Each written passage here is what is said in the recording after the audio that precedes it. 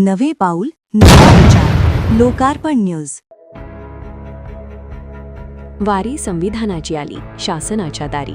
कळवण कोल्हापूर फाटा येथे सांस्कृतिक हॉलमध्ये आमदार सत्यजित तांबे यांच्या प्रमुख उपस्थितीत वारी संविधानाची आली शासनाच्या दारी ही प्रशिक्षण कार्यशाळा आयोजित करण्यात आली.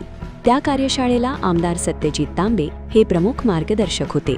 त्यांनी शिक्षकांचे प्रश्न, शिक्षकांच्या अडीअडचणी काय काय असतात हे जाणून घेतले व तुम्हाला काही अडचण आल्यास मी तुमच्यासाठी शासन दरबारी उभा राहील असे आश्वासन दिले.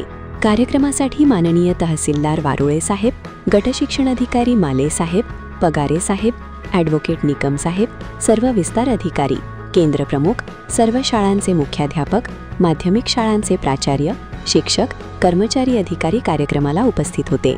शिक्षकांचे प्रश्न आमदार तांबे साहेब यांच्यासमोर श्री बाबाजी आहेर सर यांनी मांडले. शिक्षकांना कुठल्या कुठल्या प्रकारे परिस्थितीला तोंड द्यावे लागते याचं उदाहरण त्यांनी दिले. त्याच्यानंतर आपल्या नाशिक जिल्ह्यात मान्य संचालकांचा 14/5/2025 जो GR होता आणि तो GR आधारे 1/9/2025 ही जी DETची तारीख जी आहे ती निश्चित करण्यात आली. ती निश्चितच सेवादृष्ट शिक्षकांवर अन्याय करण्यात येत आहे.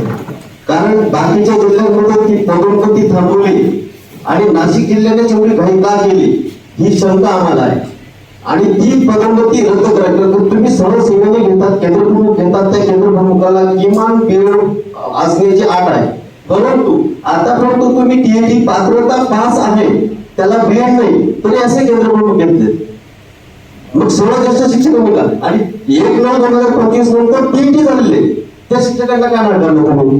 किमान आज पात्रता आहे ती त्या सर्व शिक्षकांचा आदर करून आणि त्यांना सर्वांना पदोन्नतीमध्ये सहभागी करून ठेवला पाहिजे. आणि दादासाहेब आमची मूळ मागणी जी आहे की DET परीक्षा कशासाठी?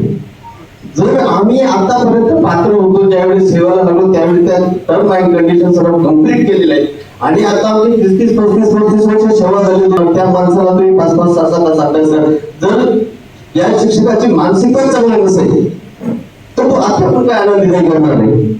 म्हणून ही DET परीक्षाच मुळात रद्द करावी किंवा थोडीशी लवचिकता करावी. मान्य कोर्टाने आदेश दिला आहे की कमीत कमी जे सेवेत असणारे शिक्षक आहेत त्यांची बातमी संकलन नंदू पगारे, कळवण विभागीय संपादक, लोकार्पण मराठी न्यूज.